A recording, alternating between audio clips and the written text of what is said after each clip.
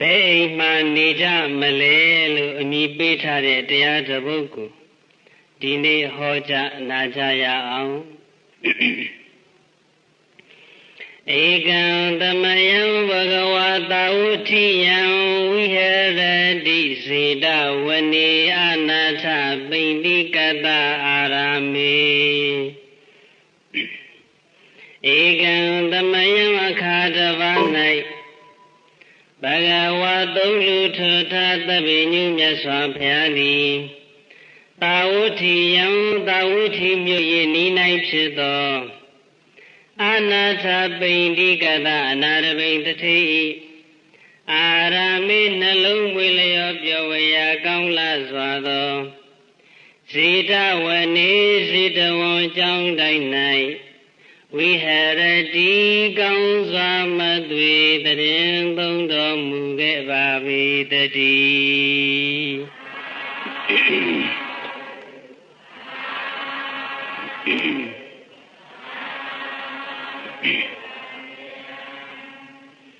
အချိန်အားဖြင့်မြတ်စွာဘုရားတာဝတိမြို့ဇေတဝန်ကျောင်းမှာတရင်သုံးတော်မူနေတဲ့အချိန်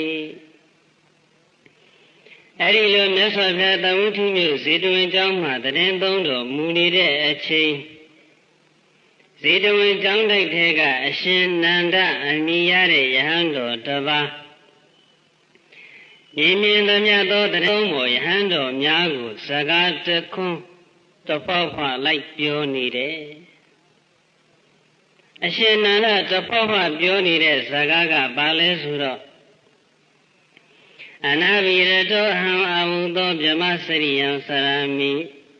နတကောမိဗြဟ္မစရိယံတန္တာရိတုသိခံပစ္စခာယဟိနာယဝုဒိတာမိအရှင်ဘုရားတို့ဘုရားတပည့်တော်သည်သာသနာပေါင်းမှာမွေးလျော်ပျော်ပိုက်ခြင်းမရှိဘဲနဲ့မြတ်သောအကျင့်ကိုကျင့်နေရပါတယ်သာသနာပေါင်းမှာနေပြီးတော့မြတ်သောအကျင့်ကိုဆက်ပြီးကျင့်ခြင်းကတပည့်တော်မစွမ်းနိုင်တော့ပါဘူးဒါကြောင့်ယဟန်သိက္ခာပယ်စွန့်ပြီးတော့တပည့်တော်လူထွက်တော့မယ်ဗျာမြင်မြင်သမျှသောယဟန်တော်များကိုအရှင်နန္ဒကသူသာသနာပေါင်းမှာမပြောတော့တဲ့အကြောင်းသိက္ခာချပြီးတော့လူထွက်တော့မယ်ဆိုတဲ့အကြောင်းကိုတဖောက်ဖွာလိုက်ပြီးတော့ပြောတကယ်တော့သာသနာပေါင်းဆိုတာကလည်းမွေးလျော်ပျော်ပိုက်ဖို့အင်မတန်ခဲရင်ပါတယ်မွေးလျော်ပျော်ပိုက်ဖို့ဆိုတာအတာထသာသနာပေါင်းဝင်ရောက်ဖြစ်ဖို့ကိုအင်မတန်ခဲရင်ဒါကြောင့်မြတ်စွာဘုရားရှင်ကဒုပ္ပပစ္စံဒုရပိဓမ္မံလို့ဟောတော်မူပါတယ်ဒုပ္ပပစ္စံကိုယ်ပိုင်အတိကိုယ်ပိုင်တရားတရားနဲ့သာသနာပေါင်းဝင်ရောက်ဖြစ်ဖို့ဆိုတာလည်းအင်မတန်ခဲရင်နဲ့ဒုရပိဓမ္မံကိုယ်ပိုင်အတိကိုယ်ပိုင်တရားတရားနဲ့သာသနာပေါင်းဝင်ရောက်လာပြန်တော့လဲ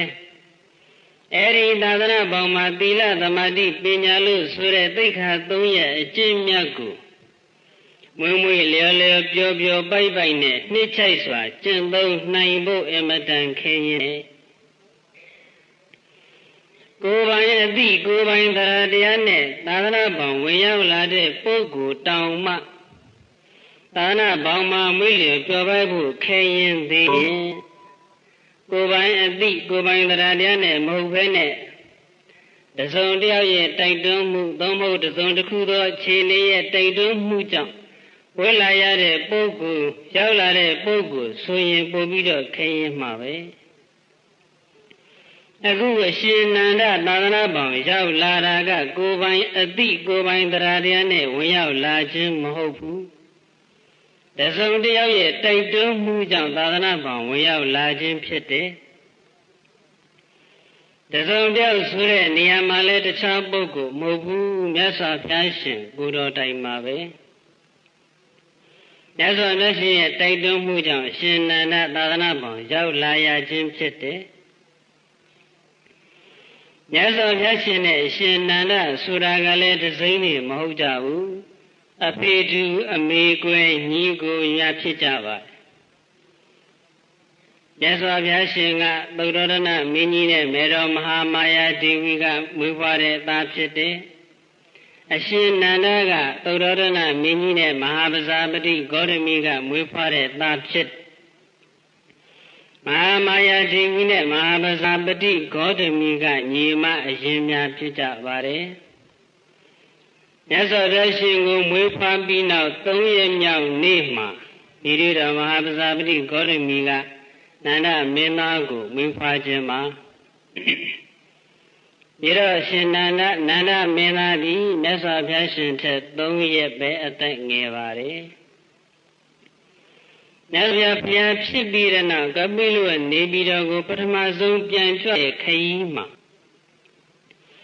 ကပိလုဝနေပြည်တော်ကိုရောက်ပြီး3ရက်မြောက်နေ့မှာအရှင်နန္ဒမင်းသားရဲ့နန္ဒမင်္ဂလာနဲ့ထိမ်းများမင်္ဂလာ2ခုကျင်းပါတယ်ထိမ်းများမင်္ဂလာကတော့သနဗရကလျာဏီနဲ့ထိမ်းများတဲ့မင်္ဂလာပါပဲအဲဒီနန္ဒမင်္ဂလာနဲ့ထိမ်းများမင်္ဂလာဝဲကိုမြတ်စွာဘုရားရှင်ကြွရောက်ပြီးတော့နန်းတော်ကိုကြွရောက်ပြီးတော့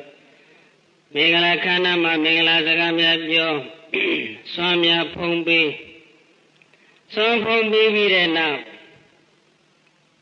တပိတ်ကိုနန္ဒမင်းသားရဲ့လက်ထဲထည့်ပြီးတော့မြတ်စွာဘုရားနန်းတော်ကနေပြန်ကြွ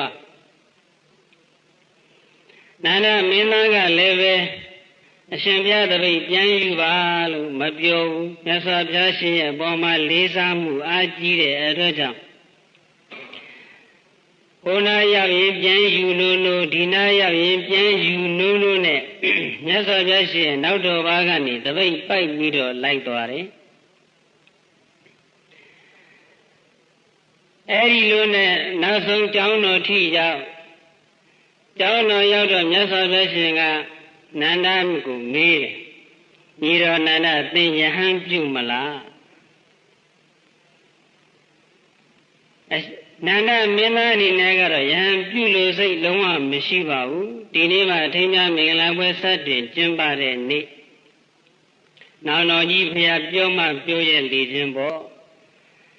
ဒါပေမဲ့လည်းမြတ်စွာဘုရားရှင်ရဲ့အပေါ်မှာလေးစားမှုကအားကြီးတော့မဝှက်ချင်ပါဘူးလို့ဆန့်ကျင်ဘက်မပြောမှန်လားပါတပည့်တော်ယဟန်ဝတ်ပါမယ်ဖျားတာဂိဝီမင်းတို့ရဲ့ထုံးစံကိုကလည်းကြီးသူကိုငယ်သူကလေးစားရတဲ့ထုံးစံရှိပါတယ်တာဂိဝီမင်းသားတစ်ပါးဖြစ်တဲ့နန္ဒမင်းသားဟာလည်းတာဂိဝီမင်းတို့ရဲ့ထုံးစံအရာလည်းပဲမြတ်စွာဘုရားရှင်ကိုလေးစားတယ်ဒီကိုရင်ဖြစ်တဲ့အတွက်ကြောင့်လည်းပဲလေးစားတယ်ချစ်ခင်မှုနဲ့လေးစားမှုအားကြီးတဲ့အတွက်ကြောင့်မြတ်စွာဘုရားရှင်ကယဟန်ပြုမလားမေးတော့ပြုပါမယ်ဖေဟာအဲလိုနဲ့နန္ဒမင်းသားသာသနာပေါင်းရောက်လာခဲ့ပါတယ်အရှင်နန္ဒသာသနာပေါင်းရောက်လာပြီးတဲ့နောက်မြတ်စွာဘုရားညွှန်ကြားတဲ့မြတ်စွာဘုရားနီးပေးတဲ့တတိပဋ္ဌာန်အလုပ်ကိုအားထုတ်တရားအလုပ်အားထုတ်နေမဲ့အရှင်နန္ဒရဲ့စိတ်ကကမ္မထအာယုံပေါ်မရောက်ဘူးဇနဗရကလျာဏီစီမှာပဲရောက်အရှင်နန္ဒရဲ့နှလုံးသားမှာဇနဗရကလျာဏီကပဲလွှမ်းမိုးပြီးတော့နေတယ်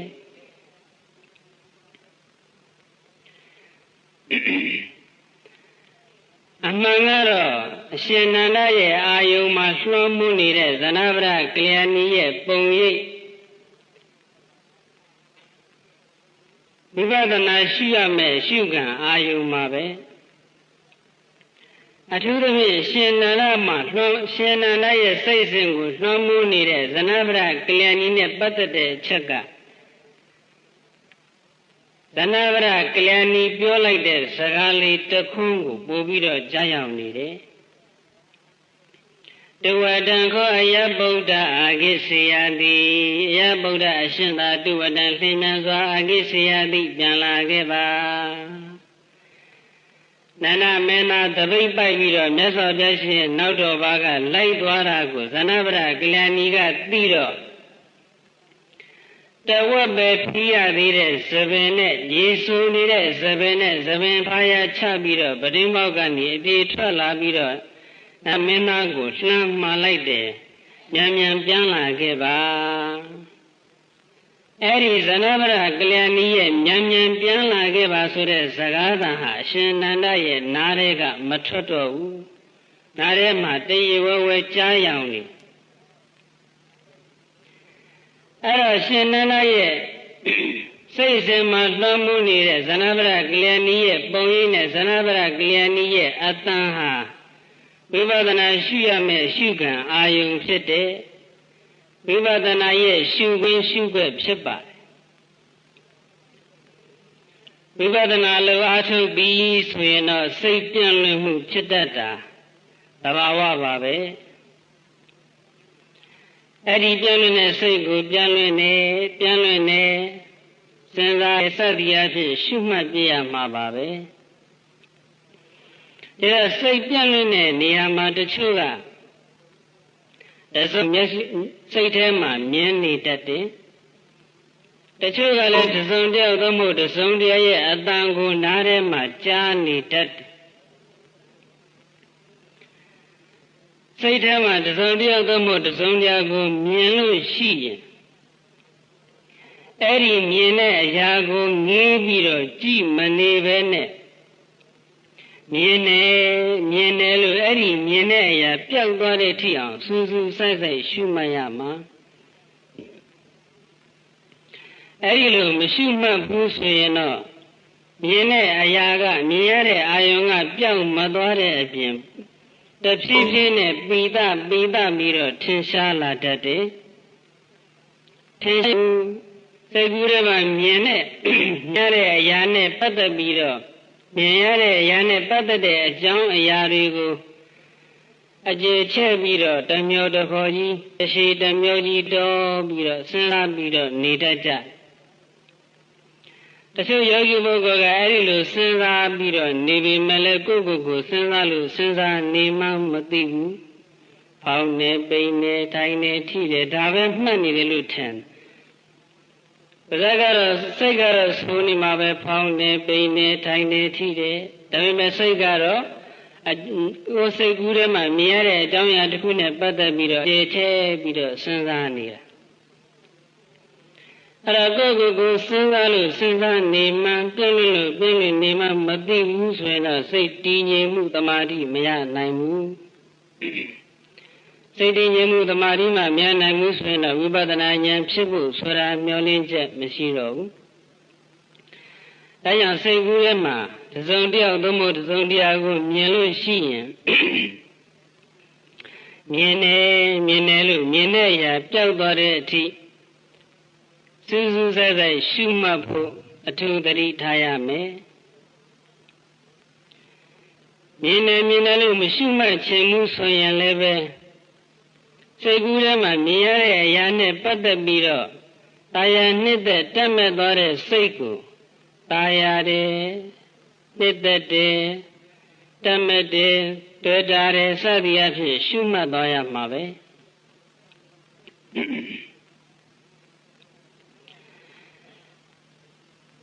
ဝိပဿနာဆိုတာကစိတ်ရဲ့အလုပ်ဖြစ်ပါတယ်ကိုယ်နဲ့လုပ်ရတဲ့အလုပ်လည်းမဟုတ်ဘူးနှုတ်နဲ့လုပ်ရတဲ့အလုပ်လည်းမဟုတ်ဘူးစိတ်နဲ့လုပ်ရတဲ့အလုပ်ဖြစ်စိတ်အလုပ်ဖြစ်တဲ့ဝိပဿနာလုပ်ငန်းမှာစိတ်ကိုရှုရတဲ့စိတ်ဓာတ်အနုပဒနာဟာအင်မတန်အရေးကြီးပါတယ်အဲကြောင့်မိမိရဲ့စိတ်စဉ်မှာဖြစ်နေတဲ့သဘောတရားမှန်သမျှကိုရှုမှတ်ရမယ်ပြင်းတဲ့စိတ်ဖြစ်ရင်လည်းပြင်းတဲ့စိတ်ကိုပြင်းနေရှုမှတ်ရမှာတကယ်တော့သတိပဋ္ဌာန်လုပ်ရတယ်ဆိုတာအမတန်ပျော်စရာကောင်းပါတရားအားထုတ်လို့ပြင်းနေတာတောင်မှအဲ့ဒီပြင်းတဲ့စိတ်ကလေးကိုပြင်းနေလို့မှတ်နေလိုက်ရုံပဲရှုမှတ်ရတဲ့နည်းကဘာမှမခက်ဘူးမကောင်းတဲ့စိတ်တွေကြီးပဲမှတ်နေရမှာလားဆိုတော့မဟုတ်ဘူးပျော်တဲ့စိတ်ဖြစ်ရင်လည်းအဲ့ဒီစိတ်ကိုမှတ်ရမှာဝမ်းသာတဲ့စိတ်ကြည်နူးတဲ့စိတ်တွေဖြစ်ရင်လည်းဝမ်းသာတဲ့ကြည်နူးတဲ့ဝမ်းမြောက်တဲ့စသည်အဖြစ်ရှုမှတ်ရမယ်တရားရတာတွေတွေ့လို့လူကျင်တန်းကျင်တဲ့စိတ်တွေဖြစ်နေတယ်ဥပ္ပဆောင်ကျင်တဲ့စိတ်တွေဖြစ်နေတယ်တရားနာကျင်စိတ်တွေဖြစ်နေတယ် သာသနာပြုခြင်းနဲ့စိတ်တွေဖြစ်နေတယ်စသည်အဖြစ်အဲ့လိုကောင်းတဲ့စိတ်တွေဖြစ်နေရင်လည်းအဲ့ဒီကောင်းတဲ့စိတ်တွေကိုဖြစ်နေတဲ့အတိုင်းပဲရှုမှတ်သွားရမှာပါပဲ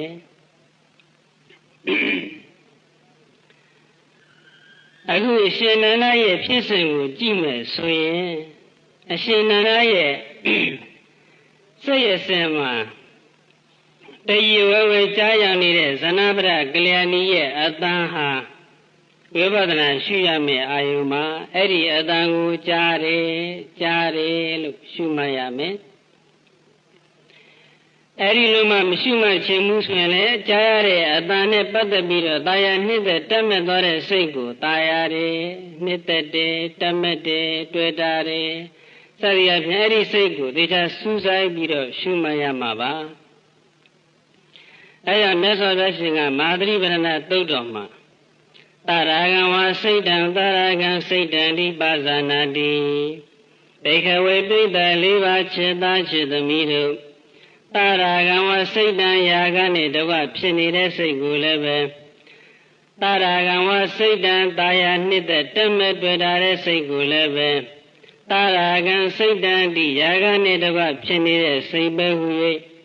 တာရာဂံစိတ်တံဒီတာယာနှစ်သက်တက်မဲ့တွေ့တာယာနှစ်သက်တက်မဲ့တွေ့တာတဲ့စိတ်ပဲဟူ၍ဝါတာယာရဲ့နှစ်သက်တဲ့တက်မဲ့တဲ့တွေ့တာတဲ့ဟူ၍ပါဇာနာတိရှုမှတ်သောအဖြစ်ကောင်းစွာမသွေသိတတ်မှာပေတည်း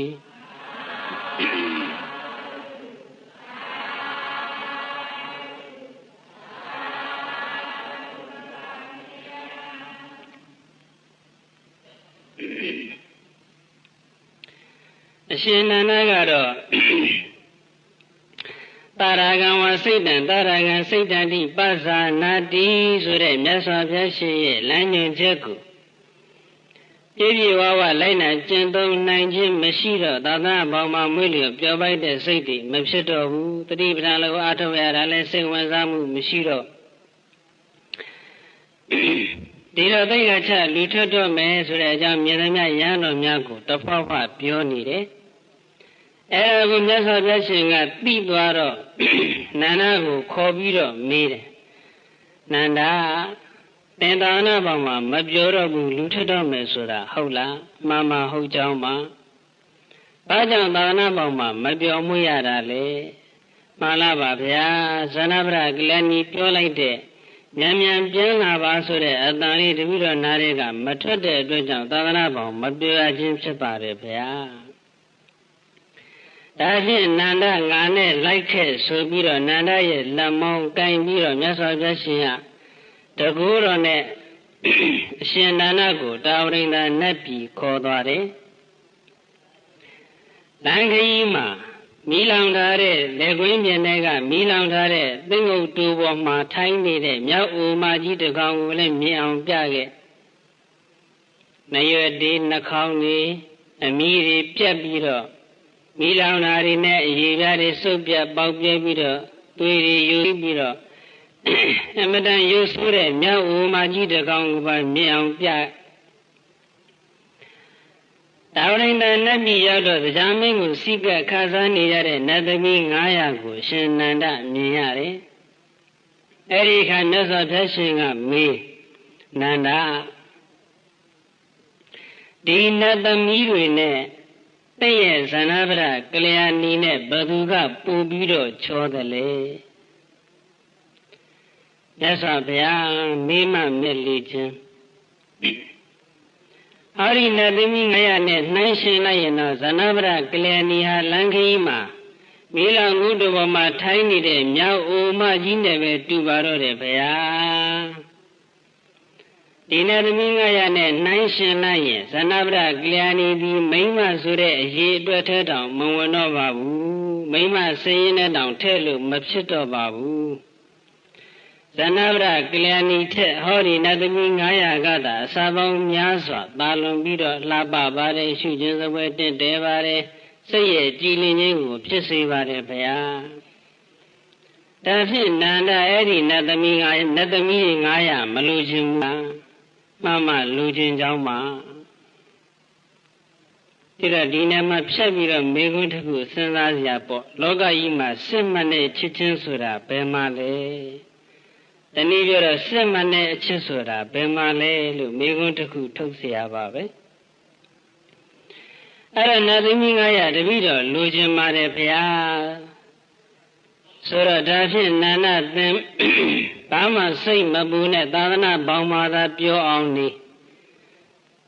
သာသနာပေါင်းမှာပြောမှုမွေ့နေပြီးတော့တတိပဋ္ဌာန်လုပ်ဖို့သာသင်အားထုတ်ဟောဒီနတ်သမီး900ရစီရမယ်ဒီနတ်သမီး900ရဖို့အတွက်ငါဖះအာမခံနေငါဖះတာဝန်ယူပါတယ်မြတ်စွာဘုရားအရှင်ဘုရားကနတ်သမီး900ရဖို့တာဝန်ယူတယ်ဆိုတော့တပည့်တော်သာသနာပေါင်းမှာပြောပါတော့မယ်ဗျာတရားအားထုတ်ပါတော့မယ်ဆိုပြီးတော့ဂတိပေးလိုက်အရှင်နန္ဒစီကတရားထုတ်မယ်ဆိုတဲ့ဂတိရတာနဲ့ဒီပိုင်းနဲ့မြတ်စွာဘုရားရှင်ကနန္ဒရဲ့လက်မောင်းကင်ပြီးတော့တာဝိနနတ်ပြည်ကနေဇေတဝန်အကြောင်းကိုတကူတော်နဲ့ပြန်ကြွလာခဲ့တယ်ဇေတဝန်အကြောင်းရောက်တဲ့အခါကျတော့ရှင်နန္ဒကနတ်သမီး900ရဖို့ဆိုတဲ့မျှော်လင့်ချက်နဲ့တတိပဋ္ဌာန်လုံးကိုကြိုးကြိုးစားစားအားထုတ်နေတယ်အရှင်နန္ဒတရားထိုင်နေတဲ့နေရာနဲ့မနီးမဝေးမှာယဟန်တော်များကစုစုနဲ့အရှင်နန္ဒကြားအောင်စကားပြောကြကဲ့ရဲ့စကားပြောကြပတကောကိရာယသမဏန္တောဥပကိတကောကိရာယသမဏန္တောအာယသမဏန္တောရှင်နန္ဒသည်ပတကောကိရာအခါသောပုဂ္ဂိုလ်ကြီးပါလားဝါကျေသောပုဂ္ဂိုလ်ကြီးပါလားအရှင်နန္ဒဟာကျေးဇာပုဂ္ဂိုလ်ကြီးပဲနတ်သမီးကြီးဟူသောအဖို့အခါကိုရဖို့အတွက်တတိပဋ္ဌာန်အလုပ်ကိုအားထုတ်နေတဲ့ကျေးဇာယောဂီကြီးပဲဒီတော့ကျေးဇာယောဂီကြီးပဲလို့ကဲ့ရဲ့တာကလည်းမြတ်စွာဘုရားရှင်က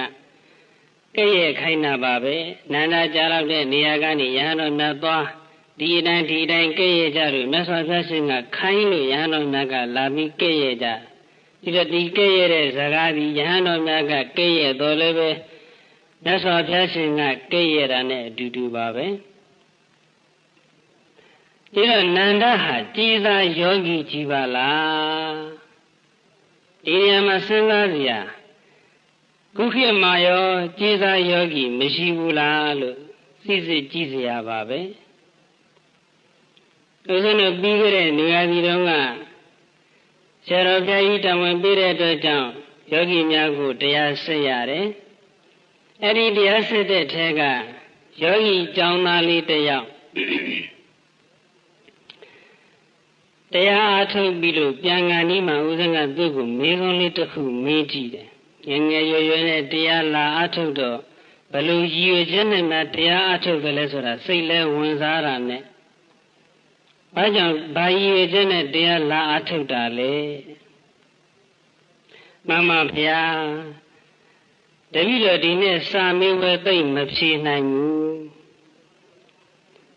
စာမေးဝဲမှာနှစ်ပါးသာသိပ်ပြီးတော့အားရအောင်မဖြေနိုင်ခဲ့ဘူး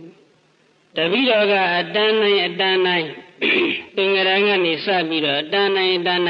ကန်းမှာပဲအမြဲတမ်းနေခဲ့ရတာအခုဒီနှစ်နှစ်ပါးသာဖြေလို့အားမရတဲ့အတွက်ကြောင့်နောက်နှစ်ဧကန်းရချင်မှရမှာဒါကြောင့်ဝိပဿနာအားထုတ်ရင်ဧကန်းရနိုင်ရဲ့ဆိုပြီးတော့ဧကန်းနဲ့ရအောင်ဆိုတဲ့ရည်ရွယ်ချက်နဲ့တပည့်တော်တရားလာအားထုတ်တာပါတဲ့သူရဲ့ရည်ရွယ်ချက်ကလည်းမဆိုးပါဘူးနော်ဧကန်းနဲ့မှအမှတ်သာမျိုးဘက်ကိုအမှတ်ကောင်းနဲ့အောင်ပြီးတော့ဧကန်းနဲ့ရောက်အောင်ဆိုတဲ့ရည်ရွယ်ချက်နဲ့လာပြီးတော့တရားအားထုတ်တာအရှင်နန္ဒကိုကြည့်ရကြတဲ့စကားနဲ့ကြည်ရင်တော့ကျေးဇာယောဂီပဲအဲ့ဒီလိုပါပဲစီဝါတက်ခြင်းလို့ယာရုတိုးခြင်းလို့ဆိုပြီးတော့တရားလာအထုတ်တာလည်းရှိတယ်အလုပ်ရအောင်လို့နိုင်ငံခြားသွားရအောင်လို့ဆိုပြီးတော့တရားလာအထုတ်တာလည်းရှိတယ်ကိုထုတ်ထားတဲ့သချင်းငွေလေးပေါက်အောင်ရောင်းကောင်းအောင်ဆိုပြီးတော့ကိုရိုက်ထားတဲ့ရုပ်ရှင်ဇာတ်ကားမှာအကယ်ဒမီရအောင်ဆိုပြီးတော့ အဲ့ဒီလိုရွေချက်မျိုးနဲ့တရားလာအထုတ်ကြတာတွေလည်းရှိအဲ့တော့လောကီအကျိုးစီးပွားကိုမျှော်လင့်ပြီးတော့လာပြီးတော့တရားအားထုတ်ကြတာတွေပဲအရှင်နန္ဒဘုပြောတဲ့စကားနဲ့ဆိုရင်ကျေးဇာယောဂီတွေပဲဒါပေမဲ့အဲ့ဒီလိုရည်ရွယ်ချက်တွေနဲ့အားထုတ်တဲ့အတွက်ကြောင့်အကျိုးမရှိတော့ဘူးလားလို့မေးရင်တော့အကျိုးမရှိဘူးတော့မဟုတ်ပါဘူးအကျိုးရှိပါအစပထမမှာမိမိရဲ့ရည်ရွယ်ချက်ကသိပြီးတော့မမြတ်တန့်စင်မှုမရှိတော့လည်းပဲတရားအားထုတ်ရင်နဲ့တရားအသိဉာဏ်ကြီးရင့်ကျက်လာတဲ့အခါမှာရည်ရွယ်ချက်တွေလည်းတစ်ဖြည်းဖြည်းပြောင်းလဲသွားမှာပါရည်ရွယ်ချက်တွေပြောင်းလဲသွားတဲ့အမျှတရားအဆင့်တန်းဟာလည်းအံ့ဩပဲကောင်းလောက်အောင်တိုးတက်သွားမှာပါပဲဒီအချက်ကိုအရှင်နန္ဒရဲ့နောက်ပိုင်းဖြစ်ကိုဆက်ပြီးတော့လေ့လာကြည့်ရင်သိနိုင်ပါတယ်သို့တော်လည်းပဲတကယ်တမ်းဖြစ်တဲ့နာနဲ့တကယ်တမ်းဖြစ်တဲ့ဆုံးနဲ့အမှန်ကန်ဆုံးကတော့နိဗ္ဗာန်ကိုဥတည်ပြီးတော့ကုသိုလ်ကောင်းမှုပြုခြင်းပဲနိဗ္ဗာန်ကိုဥမတည်ပဲနဲ့ပိဿုပန်ကြီးပွားရေးနဲ့ဓမ္မလွန်ချမ်းသာရေးကိုဥတည်ပြီးတော့ပြုတဲ့ဒါနကောင်းမှုသီလကောင်းမှုဘာဝနာကောင်းမှုတွေဟာကျေးဇာကောင်းမှုတွေပဲအဲ့ဒီကောင်းမှုပြုထားတဲ့ကောင်းမှုရှင်တွေဟာလည်းကျေးဇာကောင်းမှုရှင်တွေပဲပိဿုပန်ကြီးပွားရေးအတွက်ကုသိုလ်ကောင်းမှုပြုတယ်ဆိုတာတကယ်စဉ်းစားကြည့်ရင်ပိဿုပန်စာဝိနေရေးလုပ်နေတာပါပဲတမလွန်ချမ်းသာရေးအတွက်ကုသိုလ်ကောင်းမှုပြုတယ်ဆိုတာလေပိဿုပန်စာဝိနေရေးလုပ်ရတာအားမရလို့တမလွန်စာဝိနေရေးအတွက်ခုကလေးကကြိုပြီးတော့လုပ်နေတာနဲ့အတူတူပါပဲဒီတော့ဘယ်လိုကုသိုလ်ကောင်းမှုကိုပဲပြုနိဗ္ဗာန်ကိုဥတည်ပြီးတော့ပဲပြုတဲ့နဲ့နိဗ္ဗာန်ကိုဥတည်ပြီးတော့ပြုတဲ့ကောင်းမှုတနည်းပြောရရင်မိမိအလိုရှိသောဘောဓိဉာဏ်နဲ့တကွာသောနိဗ္ဗာန်ကိုဥတည်ပြီးတော့ပြုတဲ့ကုသိုလ်ကောင်းမှုဒီသာလင်ကျေးဇာကောင်းမှုအဖြစ်ကနေလွန်မြောက်တဲ့ကောင်းမှုဖြစ်မယ်။အဲကြောင့်ဗတ္တကောကိရယသမဏန္တောအာယသမဏန္တောရှင်နန္ဒသည်ဗတ္တကောကိရကျေးဇာပုဂ္ဂိုလ်ကြီးပါလားဥပကိတကောကိရယသမဏန္တောအာယသမဏန္တောရှင်နန္ဒသည်ဥပကိတကောကိရအဝေတော်ကြီးဖြစ်နေပါဘောလားအရှင်နန္ဒဟာအဝေတော်ကြီးပဲနတ်သမီးဒီဟူသောကုံပစ္စည်းကိုတတိပဋ္ဌံဒီဟူသောငွေကြေးပိုက်ဆံနဲ့ဝယ်ယူနေတဲ့အဝယ်တော်ကြီးပဲအဲဒီလိုအဖြစ်ယဟန်တော်များကကျေးဇာဆိုတဲ့စကားလုံးအဝယ်တော်ဆိုတဲ့စကားလုံးနဲ့အရှင်နန္ဒရဲ့အနာကနေအရှင်နန္ဒမကြားကြောင်းပြောဆိုပြီးတော့ကဲ့ရဲ့နေကြအဲဒီလိုကျေးဇာဆိုတဲ့စကားလုံးအဝယ်တော်ဆိုတဲ့စကားလုံးနဲ့ပြောဆိုပန်းများလာတော့ကဲ့ရဲ့ပန်းများလာတော့ရှင်နန္ဒအမတန်ရှက်လာတယ်အမတန်ရှက်လာတဲ့အတွက်ကြောင့်ဒီနတ်သမီးကြီးဟူသောပုံပစ္စည်းကိုရဖို့အတွက်နတ်သမီး900ကိုရဖို့အတွဲဆိုတဲ့ရည်ရွယ်ချက်နဲ့တရားအားထုတ်ခြင်းနဲ့စိတ်မရှိတော့ဘဲနဲ့တကယ့်ကိုဆင်းရဲဒုက္ခကလွတ်မြောက်အောင်အားထုတ်ခြင်းနဲ့စိတ်တည်ဖြစ်ပြီးတော့အရှင်နန္ဒသည်အာယသမဏန္တောရှင်နန္ဒသည်ဧကောတယောက်တည်းဧကောပေါင်းဖော်ကိုဆွန့်ခွာပြီးတော့တယောက်တည်းဥပကထောစိတ်ငြိမ်းရာသို့ချင်းကလည်းရဲ့အပ္ပမတောအမြဲမပြတ်တတိကလည်းရဲ့အာတာပိကိလေသာကိုပူပန်စေတတ်ခန်းချောက်စေတတ်တဲ့သမ္မာပဒံဝိရိယရှိသည်ဖြစ်၍ပဟိတတောနိဗ္ဗာန်၌စေလွတ်အပ်သောစိတ်ရှိသည်ဖြစ်၍ဝါခန္ဓာ၌စေလွတ်အပ်သောစိတ်ရှိသည်ဖြစ်၍ဝိဟရန္တောတတိပဋ္ဌာန်အလို့ပွားများအားထုတ်၍နေတော်မူလိုက်သည်ရှိသောနစီရသေးဝမကြမြင့်မိပဲလျင်အရဟတံအရဟတဖို့တို့ပါပုဏီကောင်းစွာမသွေဆက်ရောက်တော်မူခဲ့ပါပေတည်း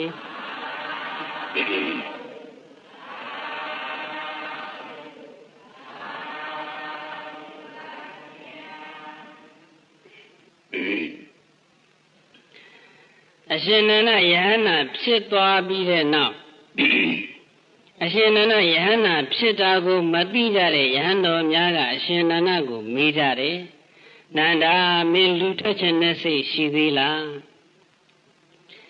အဲ့ဒီလိုမေးတော့ရှင်နန္ဒကနတ္တိမေဟဥသောကိဟိဘာဝယအာလယောငါရှင်တို့ငါလူထွက်ခြင်းနဲ့စိတ်မရှိတော့ပါဘူး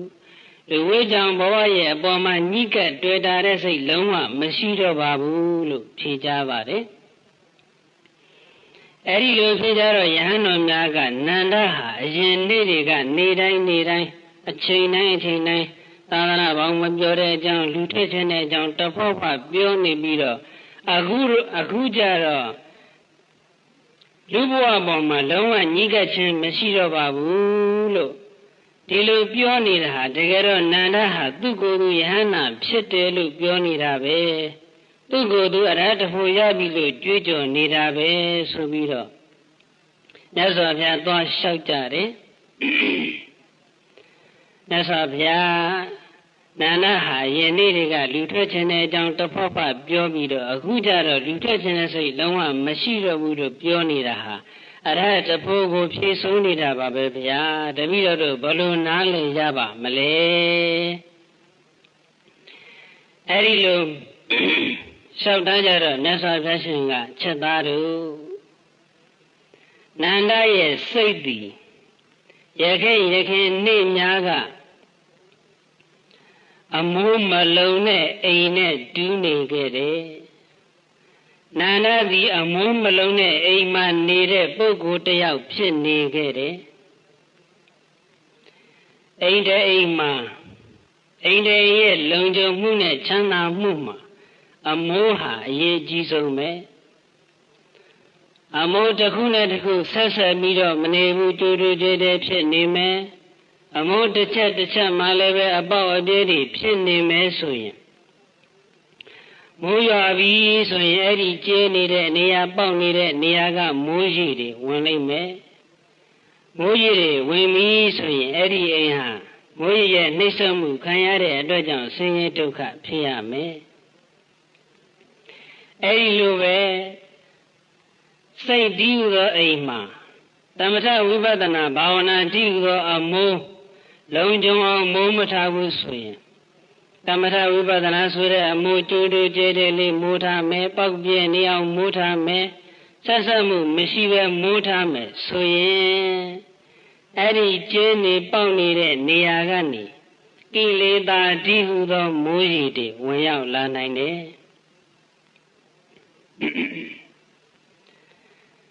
မိမိရဲ့စိတ်ကိုသမထဝိပဿနာဆိုတဲ့အမိုးလုံခြုံအောင်မိုးမထားဘူးဆိုရင်ကိလေသာဆိုတဲ့မိုးရေတွေရဲ့နှိမ့်ဆက်မှုကိုခံရမယ်ပဂတိသောမိုးသည်ပင်လင်အိမ်ပေါက်နေတဲ့နေရာကျင်းနေတဲ့နေရာကမိုးရေတွေဝင်လာပြီဆိုရင်အဲ့ဒီမိုးကအိမ်မှာရှိတဲ့ပစ္စည်းပစ္စယနဲ့တကအိမ်မှာရှိတဲ့လူတွေအားလုံးကိုနှိမ့်ဆက်တတ်တဲ့သဘောရှိတယ်ပဂတိသောမိုးသည်ပင်လင်နှိမ့်ဆက်တတ်တဲ့သဘောရှိတယ်ဆိုရင်ကိလေသာဆိုတဲ့မိုးကတော့ပို့ပြီးတော့နှိမ့်ဆက်မှာပဲကိလေသာဆိုတဲ့စကားရဲ့အဓိပ္ပာယ်ကိုကစိတ်ကိုညှင်းဆဲတတ်တဲ့သဘောစိတ်ကိုပူလောင်စေတတ်တဲ့သဘောစိတ်ကိုပင်ပန်းစေတတ်တဲ့သဘောကိုကိလေသာလို့ခေါ်တယ်အခုရှင်နန္ဒရဲ့စိတ်စမှာဖြစ်နေခဲ့တဲ့ကိလေသာကတော့တဏှာရာဂလို့နာမည်တက်ရတဲ့လောဘကိလေသာပါပဲကိလေသာလို့ဆိုလိုက်ရင်အများစုကဒီတဏှာရာဂတစ်ခုကိုပဲသွားပြီးတော့မြင်တတ်ကြအမှန်ကတော့ကိလေသာက10မျိုးရှိတယ်အပြည့်အစုံပြောရရင်14မျိုးရှိလောဘတာယာလူချင်းနှစ်သက်တတ်မဲ့တွေ့တာတဲ့သဘောဒေါသစိတ်ဆိုးစိတ်ပြည့်အမျက်ထွက်တတ်တဲ့သဘောမောဟအမှန်ကိုမှန်တိုင်းမသိတဲ့သဘောအမှန်ကိုအမှားလို့သိတဲ့သဘောအမှားကိုအမှန်လို့သိတဲ့သဘောမာနထောင်လွှတ်တွကြွတဲ့သဘောဒိဋ္ဌိအယူမှားတဲ့သဘောဝိသိကိစ္စယုံမှားတွေးတောတဲ့သဘော ထိနာထိုင်မိုင်းတဲ့သဘောပြင်းရတဲ့သဘောလေးလံတဲ့သဘောဥဒိစ္စပြန်လွင်တဲ့သဘောအဟိရိကမကောင်းမှုပြုရမှာမရှက်တဲ့သဘောအနတ္တပမကောင်းမှုပြုရမှာမကြောက်တဲ့သဘောတို့ကိလေသာ10ပါးရှိပါတယ်အဲ့ဒီကိလေသာ10ပါးမှာဒေါသကိလေသာနဲ့အုပ်စုချင်းတူတဲ့ကြံတဲ့ကိလေသာ3မျိုးရှိတယ်အဲ့ဒါကအိတ်တာရဲ့မစ္စရိယရဲ့ကုက္ကုဆရဲ့လို့3မျိုးအိတ်တာဆိုတာကသူတစ်ပါးကြည်ပေါ်တူတဲ့ဒါကိုမနာလိုတဲ့သဘောညူစုဆောင်းမြောင်းတဲ့သဘောမစ္စရိယဆိုတာကတော့မိမိပြည့်စုံတယ်လို့သူတစ်ပါးမပြည့်စုံစေခြင်းတဲ့သဘောကုက္ကုဆာဆိုတာကတော့ပြုလိုက်မိတဲ့မကောင်းမှုအတွက်မပြုလိုက်မိတဲ့ကောင်းမှုအတွက်နောင်တတဖန်ပူပန်တဲ့သဘောအဲဒီဣဒ္ဓမစ္စရိယကုက္ကုဆသည်ဒေါသနဲ့အုပ်စုတစ်ခုတည်းဖြစ်တဲ့အတွက်ကြောင့်ကိလေသာ10ပါးထဲမှာထည့်မပြောတော့ဘူးမပြောတော့လည်းပဲဒေါသနဲ့အတူအဲဒီကိလေသာ3ပါးကိုပါတွဲပြီးတော့မှတ်ကြရမယ်တခါမိဋ္ဌာလို့ခေါ်တဲ့ကိလေသာကလည်းထိနာနဲ့အုပ်စုချင်းတူတဲ့အတွက်ကြောင့်ထည့်မထားဘူးသို့တော့အဲ့ဒီမိဋ္ဌာကိုပါထည့်ရမယ်ထိနာဆိုတာကစိတ်ရဲ့ထိုင်မိုင်းတဲ့သဘောလေးလံတဲ့သဘောမိဋ္ဌာဆိုတာကစိတ်မှတပါသောစေတသိက်တွေရဲ့ထိုင်မိုင်းတဲ့သဘောလေးလံတဲ့သဘောအဲ့ဒီလိုအပြင်ခုနပြောခဲ့တဲ့ကိလေသာ10ပါးနဲ့ဣဒ္ဓမစ္စရိယကုက္ကုဆမိဋ္ဌာအဲ့ဒီ4မျိုးထည့်လိုက်ပြည့်ပြည့်စုံစုံကိလေသာ14မျိုးရှိပါတယ်ဒီတော့မိမိရဲ့စိတ်ဓိရောအိမ်ကိုသမထဝိပဿနာဆိုတဲ့သမထဝိပဿနာဘာဝနာလို့ဆိုတဲ့အမိုးစိတ်ကလေးမိုးမထားဘူးဆိုရင်ကျဲနေမယ်ပေါက်နေမယ်ဆိုရင်အဲ့ဒီကျဲနေပေါက်နေတဲ့နေရာကနေခုနကိလေသာ14မျိုးတွေကတမျိုးမျိုးသို့မဟုတ်တမျိုးတည်းများတဲ့ကိလေသာတွေဝင်ရောက်နှိမ့်ဆက်ကြလိမ့်မယ်ခြေသားတို့နာအရှင်နန္ဒရဲ့စိတ်ပြီးရခင်နေများကအမိုးမလုံတဲ့အိမ်နဲ့တူးနေတဲ့အတွက်ကြောင့်မလုံတဲ့နေရာကနေကိလေသာတွေဝင်ရောက်နှိမ့်ဆက်တဲ့အတွက်လူထွက်ခြင်းတဲ့အကြောင်းသာသနာ့ဘောင်မပြောတဲ့အကြောင်းတစ်ခေါက်ပြောနေခြင်းဖြစ်ပါတယ်အခုတော့နန္ဒရဲ့စိတ်ပြီးအမိုးလုံတဲ့အိမ်နဲ့တူသွားပြီနန္ဒပြီးမိုးလုံအိမ်မှာနေတဲ့ပုဂ္ဂိုလ်တစ်ယောက်ဖြစ်သွားခဲ့ပြီအိမ်တိမ်မှာအမိုးနေပြီဆိုရင်တော့ကျဲနေပေါက်နေခြင်းမရှိဘူးဆိုရင်တော့အပြင်ဘက်ကမိုးတွေရွာခြင်းတလောက်ရွာပြီးတော့မိုးရေဝင်ရောက်ခြင်းလုံးဝမရှိမိုးရေဝင်ရောက်ခြင်းမရှိတဲ့အတွက်မိုးရေရဲ့နှိမ့်ဆက်မှုမခံရတဲ့အတွက်ကြောင့်ချမ်းသာရတယ်အဲ့ဒီကြောင့်မြတ်စွာဘုရားကမိန့်ကြားတော်မူပြီးတော့ယထာဂရံဒုသနာဝုဋ္ဌိသမတိဝိသန္တိဧဝံအဘဝိတံစိတ်တံလခောသမတိဝိသန္တိဘေကဝေပိဋ္ဌလေးပါးချက်သားချက်သမီးတို့ဒုသနာမကောင်းသဖြင့်မိုးအပ်သောဂရံအိငုဝုဋ္ဌိမိုးရီမိုးပေါက်သည်သမတိဝိသတိယထာထိုးဖောင်းဝင်ရောက်နှိမ့်ဆက်နိုင်တဲ့ကဲ့သို့ဧဝံဤအတုအဘာဝိတံသမထဝိပဿနာဘာဝနာဖြင့်ကောင်းစွာထုံမွေးမထားသောစိတ်တံစိတ်ကိုရာဂောရာဂတယောရာဂဆရှိတဲ့ကိလေသာတရားတို့သည်သမတိဝိသတိသမတိဝိဇ္ဇန္တိထိုးဖောင်းဝင်ရောက်၍နှိမ့်ဆက်နိုင်ကြလေကုန်သတည်း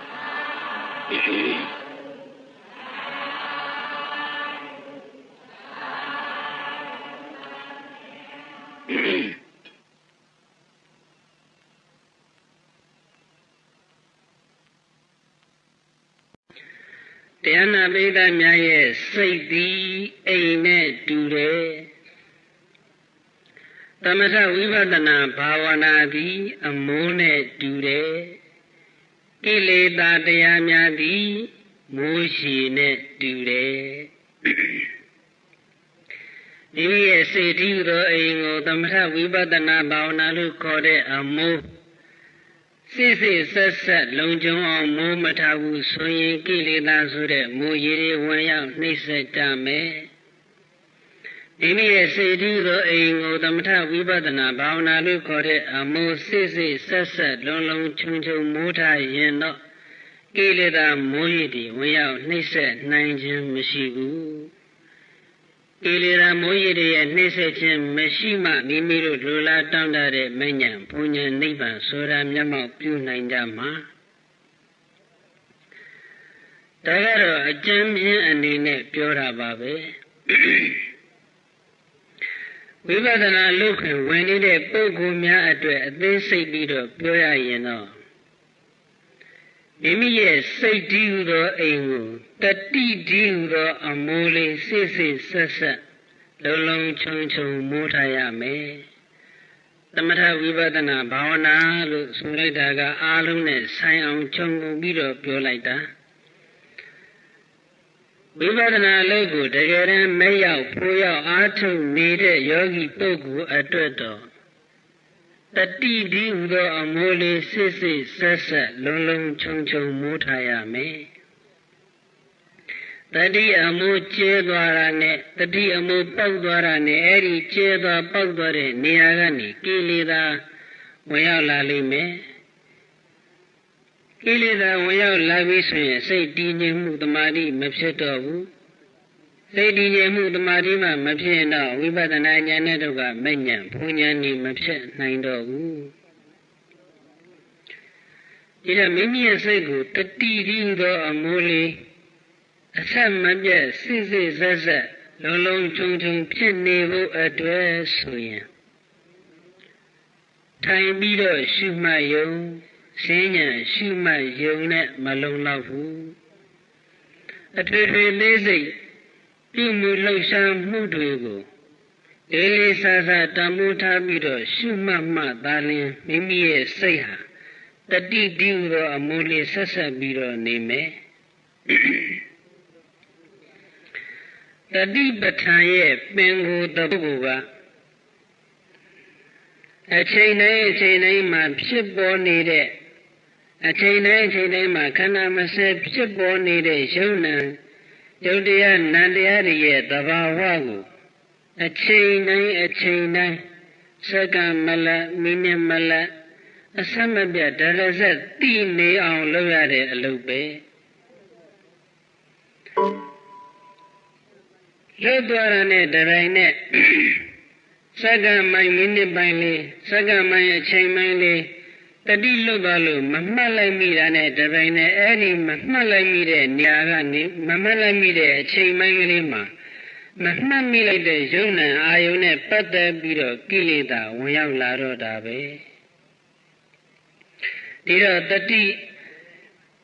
အမှုလုံခြုံတဲ့အိမ်မှာနေဖို့အတွက်မိမိဟာမိုးလုံးအိမ်မှာနေတဲ့ပုဂ္ဂိုလ်ဖြစ်ခြင်းနဲ့ဆိုရင်ထိုင်အမှတ်ဈဉ္ညာအမှတ်ကိုကြည်ပဲအာမကိုနဲ့ထွေထွေသေးစိတ်အမှတ်တွေကိုလည်းပဲလေးလေးစားစားနဲ့တန်ဖိုးထားပြီးတော့အားထုတ်ကြရမယ်တန်ဈဉ္ညာမှတ်ခြင်းနဲ့ပတ်သက်ပြီးတော့မြတ်စွာဘုရားကတတိပ္ပံသုံးတော်မှာပြည့်စုံစုံဟောထားတာပဲအဘိက္ခဏေပဋိက္ခဏေသမ္မဇာနာကာရီဟောတိရှိသွားတဲ့အခါနောက်ဆုတ်တဲ့အခါမှာလဲတတိမလွန်ရှုမှတ်ပြီးတော့ရှိတူရမယ်နောက်ဆုတ်ရမယ်အာလောကိတေဝိလောကိတေသမ္မဇာနာကာရီဟောတိရှိတဲ့ကြည်တဲ့အခါစောင်းဝင်ကြည်တဲ့အခါမှာလဲတတိမလွန်ရှုမှတ်ပြီးတော့ကြည်ရမယ်သမေစီတေပတာရိတေသမ္ပဇာနာကာရီဟောတိလက်ချီတို့ကိုကွေးတဲ့ဆန်းတဲ့အခါမှာလည်းတတိမလို့အောင်ရှုမှတ်ပြီးတော့ကွေးရဆန်းရမယ်သင်္ဃာတိပတ္တစီဝရဓာရဏီတပိတ်သင်္ကန်းကိုကိုင်တဲ့အခါယူတဲ့အခါအသုံးပြုတဲ့အခါမှာလည်းပဲတတိမလို့အောင်ရှုမှတ်ပြီးတော့အသုံးပြုရမယ်အတိတေပိတေခာယိတေတာယိတေသမ္ပဇာနာကာရီဟောတိစားတဲ့အခါတောက်တဲ့အခါခဲတဲ့ကြိုက်ခဲတဲ့အခါရက်တဲ့အခါဒီမှာလည်းပဲတတိမလို့အောင်ရှုမှတ်ပြီးတော့ပဲစားရတောက်ရကြိုက်ရရဲရမယ် ဥစ္စာရပတ္တဝကံမေတမဇာနာကာရီဟောတိကျင်ကြီးကျင်ငယ်ဆွမ်းတဲ့အခါမှလည်းတတိလောရှုမှတ်ပြီးတော့မှဆွမ်းရမယ်ကတိထိတေနိသိနေသုတ်တေဇာဂရိတေပါတိတေတုံနိဘာဝေတမဇာနာကာရီဟောတိပါတဲ့အခါရက်တဲ့အခါထိုင်တဲ့အခါမှလည်းပဲတတိမလွတ်အောင်ရှုမှတ်ပြီးတော့သွားရရထိုင်ရမယ်အိတ်တဲ့အခါနိုးတဲ့အခါစကားပြောတဲ့အခါစကားမပြောဘဲငြိမ်နေတဲ့အခါဒီမှာလည်းပဲတတိမလွတ်အောင်ရှုမှတ်ပြီးတော့အိပ်ရမယ်နိုးရမယ်စကားပြောရမယ်ငြိမ်နေရမယ်ဆိုပြီးတော့အကျေတဝင့်ဟောကြားထားတယ်သံပညာပိုင်းမှာဟောထားတဲ့အချက်ကိုကြည့်လိုက်လို့ရှိရင်တော့ရုပ်ပိုင်းဆိုင်ရာအပြုအမူတွေမှာပဲတတိအမြဲတမ်းကတ်ထားရမယ်လို့ထင်စေရပါပဲအမှန်ကတော့အဲ့ဒီအထူးသေးစိတ်ပြုမှုလှရှားမှုတွေပြုလုပ်နေတဲ့အချိန်မှာဖြစ်နေတဲ့စိတ်ရဲ့သဘာဝစိတ်ရဲ့အခြေအနေလေးတွေကိုလည်းပဲသိအောင်တတိကပ်ပြီးတော့ရှုမှတ်ရမှာပါရုပ်ပိုင်းဆိုင်ရာပြုမှုလှရှားမှုကပိုပြီးတော့ထင်ရှားရင်အဲ့ဒီရုပ်ပိုင်းဆိုင်ရာပြုမှုလှရှားမှုကိုတတိကပ်ပြီးတော့ရှုမှတ်ရမယ်ပြုမှုလှရှားမှုရုပ်ပိုင်းဆိုင်ရာအမူအရာကစိတ်ထဲမှာထင်ရှားပဲနဲ့အဲ့ဒီပြုမှုလှရှားမှုကိုသိနေတဲ့စိတ်ကလေးကထင်ရှားရင်လည်းအဲ့ဒီသိနေတဲ့စိတ်ကလေးကိုပဲတတိကပ်ပြီးတော့ထားရဓမ္မမို့အဲ့ဒီထူထူသေးစိတ်ပြုမှုလှရှားမှုကိုလုပ်နေတဲ့အချိန်မှာဖြစ်နေတဲ့မိမိရဲ့စိတ်ရဲ့အခြေအနေဆိုကြပါစို့တမတ်တဲ့စိတ်နှစ်သက်တဲ့စိတ်စိတ်ဆိုးတဲ့စိတ်စိတ်ပြတ်တဲ့စိတ်ပြန့်လွင်တဲ့စိတ်တွေးတိုတဲ့စိတ်စသည်အားဖြင့်အထူးထူးပြုမှုလှရှားမှုကိုလုပ်နေတဲ့အချိန်မှာလည်းပဲစိတ်ရဲ့အခြေအနေတွေကအမျိုးမျိုးဖြစ်နေနိုင်တာပဲဒီတော့အထူးထူးအသေးစိတ်အမှတ်ကိုမှတ်လို့ဆိုတဲ့နေရာမှာကိုယ်ကာယဆိုင်ရာပြုမှုလှရှားမှုတွေကိုကြီးပဲမှတ်ရမယ်လို့ဆိုလိုတာမဟုတ်ပါဘူးအဲဒီကိုယ်ကာယဆိုင်ရာပြုမှုလှရှားမှုတွေပြုလုပ်နေတဲ့အချိန်မှာဖြစ်နေတဲ့စိတ်ရဲ့အခြေအနေစိတ်ရဲ့သဘာဝလေးတွေကိုပါသိအောင်မှတ်သွားကြရမှာပါဆိုကြပါစို့ရေချုံမျက်နှာသိနေတဲ့အချိန်မှာဆိုရင်လည်းပဲရုပ်ပိုင်းဆိုင်ရာပြုမှုကမျက်နှာသိနေပြီမဲ့အများအားဖြင့်ကတော့မျက်နှာသိနေရင်လည်းစိတ်ကတခုကိုတွေးရင်တွေးနေတတ်တာပဲအဲ့ဒီအခါမှာမျက်နှာသိနေတဲ့အချိန်မှာဖြစ်နေတဲ့လှုပ်ရှားမှုထိတွေ့မှုဆက်ရှိတဲ့အမူအရာလေးတွေကိုလည်းပဲရှုမှတ်လို့ရတယ်အဲ့ဒီဘုံမှာစိတ်ကမကပ်ဖဲနဲ့တတိမကပ်ဖဲနဲ့မျက်နှာသိနေရင်နဲ့စိတ်ထဲမှာအတွေးတစ်ခုခုကပို့ပြီးတော့ထင်ရှားနေတယ်ဆိုရင်လည်းမျက်နှာသိနေရင်လည်းပဲအဲ့ဒီစိတ်ထဲမှာဖြစ်နေတဲ့အတွေးစိတ်မှာဖြစ်နေတဲ့အခြေအနေကိုစူးစိုက်ပြီးတော့တတိကပ်လို့ရှုမှတ်ကြရမှာပါဒီတော့အထူးသေးစိတ်လို့ဆိုလိုက်တာနဲ့ယုံရောနာရောယုံနာနှစ်ခုလုံးမှာဖြစ်နေတဲ့အမူအရာတွေကိုရှုမြင်ရမယ်ဆိုတာကိုမှတ်သားကြရမယ်ရှုမှတ်ခါစမှာတော့အထူးသေးစိတ်အမူအရာတွေဟာမမှတ်မိလိုက်ဖက်နဲ့လွတ်သွားတာကများတတ်ပါတယ်အမှန်ကတော့အထူးသေးစိတ်ပြုမှုသည်ထိုင်မှတ်နေတဲ့အချိန်မှာရောဈဉ္ညာမှတ်နေတဲ့အချိန်မှာရောရှိနေတာပါပဲထိုင်နေတဲ့အချိန်မှာရောဈဉ္ညာရှောင်နေတဲ့အချိန်မှာရောခုနပြောခဲ့တဲ့အထူးအမူအရာတွေအကုန်လုံးရှိနေတယ်အဲ့တော့ထိုင်မဲ့ချိန်ဈဉ္ညာချိန်မှာလည်းပဲဒီအထူးမှတ်တွေကိုထင်ရှားရင်ထင်ရှားတယ်လို့ရှုမှတ်နိုင်တာပါပဲထိုင်နေဈဉ္ညာချိန်မှာတပါးသောအချိန်တွေမှာဆိုရင်တော့တစ်ခုပြီးတစ်ခုမဆုံးနိုင်အောင်မကုန်နိုင်အောင်များပြားပါတယ်များပြားတော့လောက်ရှုမှတ်နိုင်မှလည်းပဲကိလေသာဝင်ရောက်ခွင့်မရတဲ့အတွက်ကြောင့်ကိလေသာဈာခုခွင့်မရတဲ့အတွက်ကြောင့်တမာတိအားကောင်းလာမှာဖြစ်တယ်ဒီတော့စတင်ပြီးတော့လေ့ကျင့်ငါးစားမှာတော့အထူးထူးအမူအရာတွေကိုအကုန်လုံးမှီအောင်လိုက်ပြီးတော့မှတ်နိုင်မှာမဟုတ်ဘူးလွတ်သွားတာတွေကများမှာပဲသို့တော်လည်းပဲအချိန်တိုင်းချိန်တိုင်းမှာဖြစ်နေတဲ့ရုပ်အမူအရာရောနာမ်အမူအရာရောဟာ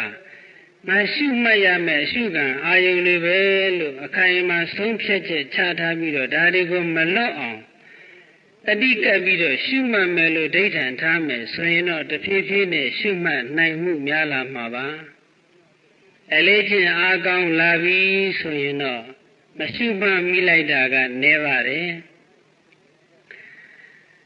ရှုမှတ်မိလိုက်တာကြီးပဲများတတ်ပါတယ်နည်းနည်းလေးလှုပ်လိုက်တာနဲ့တပိုင်းနဲ့စိတ်ကအလိုလိုတတိကပ်ပြီးမှတ်မိရတာဖြစ်သွားတတ်ပါတယ်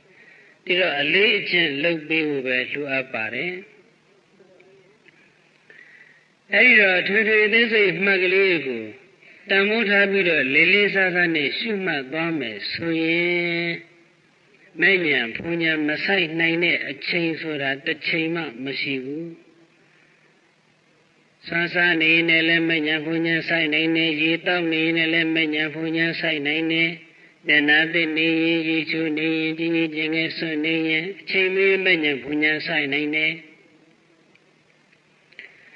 ပြုမှုလှုပ်ရှားမှုဘယ်အပြုမှုဘယ်လှုပ်ရှားမှုမျိုးမှမဆိုမဲ့ညာဘုံညာဆက်ရောက်နိုင်တာပဲခန္ဓာကိုယ်စီးလိုက်တဲ့အချိန်စီးပြီးသားခန္ဓာကိုယ်ချွတ်လိုက်တဲ့အချိန်မျက်မှန်လေးချွတ်လိုက်တဲ့အချိန်ချွတ်ထားတဲ့မျက်မှန်ကိုမျက်နှာပေါ်မှာတက်လိုက်တဲ့အချိန်အိတ်ကတဲ့လက်နိုင်တဲ့အချိန်စသည်အဖြစ်အဝတ်စားလဲနေတဲ့အချိန်လုံကြီးပြင်ဝတ်တဲ့အချိန်စသည်အဖြစ်ပေါ့လေအထွေထွေအသေးစိတ်မူရာတွေဆိုတာဘာလဲလို့မင်းရင်ပြောလို့မကုန်နိုင်အောင်အင်မတန်များပါတယ်အမျိုးသမီးများနေနဲ့ဆိုလို့ရှိရင်တော့ခေါင်းပြီးတဲ့အချိန်တဏခါလိမ့်တဲ့အချိန်စသည်အဖြစ်ပေါ့အဲ့ဒီလိုတနေ့တာမိမိပြုမှုလှုပ်ရှားနေတဲ့နာပြုမှုတိုင်းမှာတတိကပ်ပြီးတော့တတိနဲ့အတူပညာပါအောင်ကြိုးစားပြီးတော့ရှုမှတ်သွားနိုင်မယ်ဆိုရင်ဘယ်အချိန်မျိုးမှမဆိုမဉ္ဇဉ်ဘုံဉ္ဇဉ်ဆက်ရောက်နေတာပါပဲဒီတော့မိမိဒီမဉ္ဇဉ်ဘုံဉ္ဇဉ်ဝိပဿနာဉာဏ်နဲ့ရင့်ကျက်ပြီးတော့မဉ္ဇဉ်ဘုံဉ္ဇဉ်ကိုတကယ်တမ်းဆက်ရောက်ခြင်းနဲ့ဆိုရင်တော့အထွေထွေအသေးစိတ်အမှတ်တွေကိုတန်ဖိုးထားပြီးတော့ရှုမှတ်မှဖြစ်မယ်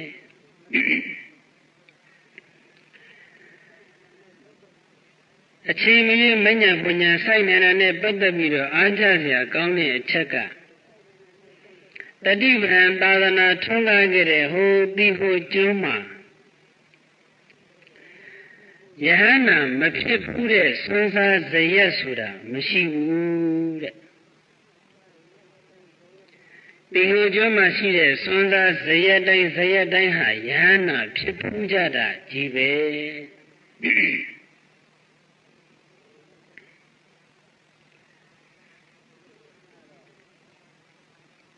ဟိုရှိခေတ်တုန်းကတော့ရွာတိုင်းရဲ့ရွာအထွတ်မှာယဟန်တော်များခိတ္တတဲခိုးပြီးတော့ဆွမ်းစားဖို့အတွက်ဆွမ်းစားဇယက်ကလေးတွေဆောက်ထားကြယဟန်တော်များကဆွမ်းငံထွက်ပြီးပြန်လာပြီးဆိုရင်အဲ့ဒီရွာပြင်မှာရှိတဲ့ဆွမ်းစားဇယက်မှာပဲဆွမ်းစားတပိတ်ဒီပါးတွေဆေးကြောပြီးတော့မှတပိတ်ကြီးတက်တဲ့နဲ့ကျောင်းကိုပြန်ကြ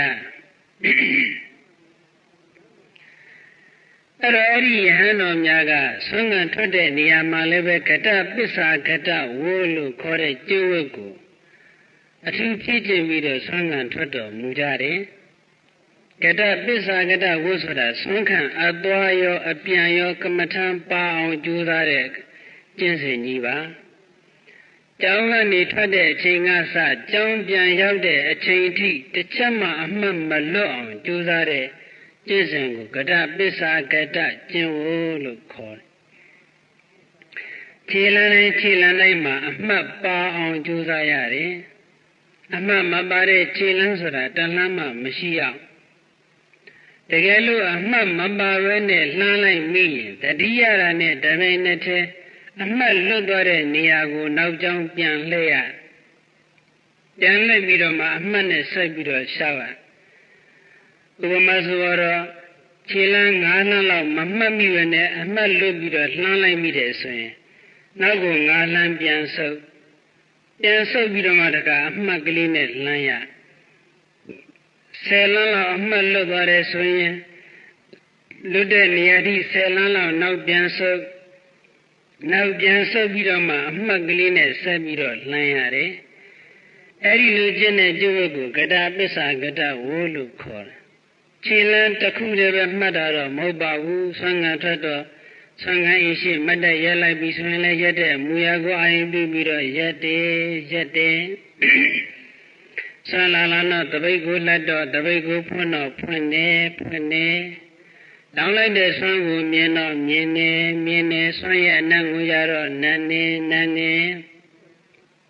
တပိတ်ကိုပြန်ပိတ်တော့ပိတ်တယ်စသည်အားဖြင့်ခြေလမ်းတွေကိုရှုမှတ်တယ်လို့တခြားသောတပိတ်ဖွင့်ခြင်းပိတ်ခြင်းစတဲ့အပြုမူတွေအားလုံးကိုလည်းပဲတတိမလွတ်အောင်ရှုမှတ်ပြီးတော့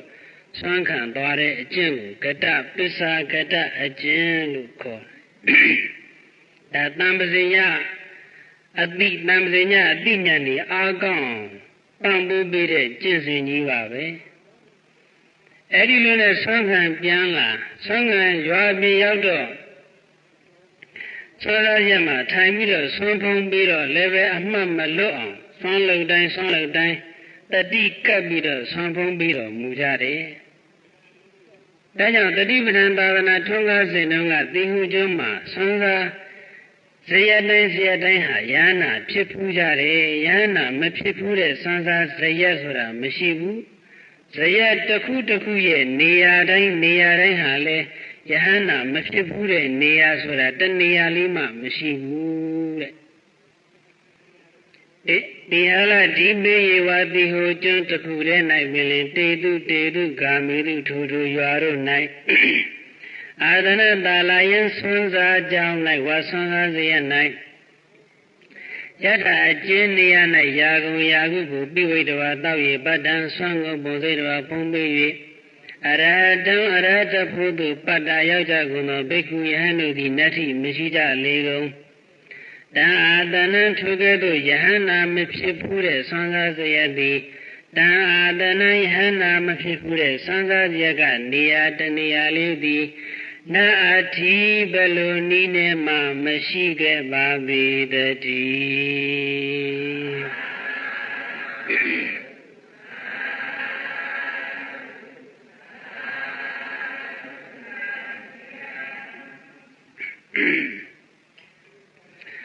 တမ္ပဇိညအမှတ်တွေကိုကြိုးကြိုးစားစားရှုမှတ်တာနဲ့ပတ်သက်ပြီးတော့ယောဂီပုဂ္ဂိုလ်တိုင်းအမြဲမပြတ်တတိယနေတဲ့နဲ့မထေကြီးရဲ့အကြောင်းဉာဏပိဋ္ဌအများစုတာဝပြီးသားသိပူပြီးသားပါပဲ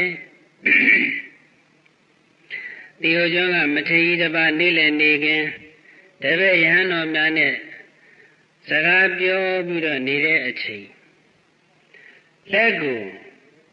အမှတ်မပါဘဲနဲ့အမြန်ကွေးလိုက်မိပြီးကမှအမှတ်မပါဘဲကွေးလိုက်မိပါလားလို့တတိယပြီးတော့ကွေးပြီးသားလက်ကိုမူလနေရာမှာပြန်ထားလိုက်ပြန်ထားပြီးတော့မှဖြည်းဖြည်းလေးပြန်ကွေးတယ်ခုနကတပစ္စာကတကျင့်ဝတ်ကိုဖြည့်ကျင့်ကြတဲ့ယဟန်တော်များဆွမ်းခံထွက်တဲ့အခါ9 လမ်းလောက်အမှတ်လည်းသွားရင်9 လမ်းပြန်ဆုပ်ပြီးတော့ဖြည်းဖြည်းချင်းအမှတ်နဲ့ပြန်လှမ်းတယ်လို့ပဲပေါ့အဲ့မူလနေရာပြန်ထားပြီးတော့မှဖြည်းဖြည်းချင်းကွေးတာကိုတပည့်ယဟန်တော်များကမြင်တော့အရှင်ဘုရားခုနလက်ကိုအမြန်ကွေးလိုက်ပြီးမှဘာဖြစ်လို့မူလနေရာမှာပြန်ထားပြီးတော့ဖြည်းဖြည်းလေးကွေးရတာလေငါရှင်တို့ငါဒီတတိပဋ္ဌာန်လို့စပြီးတော့အာထုတ်တဲ့အချိန်ကစပြီးတော့ဘယ်အပြုအမူဘယ်လှုပ်ရှားမှုမျိုးမဆိုအမှတ်မပါဘဲနဲ့ပြုမှုလှုပ်ရှားခဲ့တာမရှိခဲ့ဘူးအခြေကွေးတဲ့ဆန်းတဲ့အခါမှလည်းပဲအမှတ်မပါဘဲနဲ့ကွေးခဲ့ဆန်းခဲ့တယ်ဆိုတာမရှိဘူးအခုတော့သင်တို့နဲ့စကားပြောနေရတဲ့အတွက်ကြောင့်အမှတ်လွတ်ပြီးတော့လက်ကိုကွေးလိုက်မိတယ်ကွေးလိုက်မိပြီးမှပြန်တတိယလို့မူလနေရာမှာပြန်ထားပြီးတော့အမှတ်ကလေးနဲ့ဖြည်းဖြည်းချင်းကွေးခြင်းဖြစ်ပါတယ်အဲ့ဒီလိုမိန့်ကြတယ် အဲ့တော့မှတပည့်ရဟန်းတော်များကသာဓုဗန္တိဘိက္ခုနာနာမဧဝရူပေနဘဝိတတံဗန္တိရှင်မြတ်သာဓုကောင်းလာပါ၏ဘိက္ခုနာနာမယဟန်ဆိုတာဝါယောဂီပုဂ္ဂိုလ်ဆိုတာဧဝရူပေနဤကဲ့သို့သဘောရှိသောပုဂ္ဂိုလ်သည်ဘဝိတပံကောင်းစွာမသွေဖြစ်သင့်ပါ၏တည်း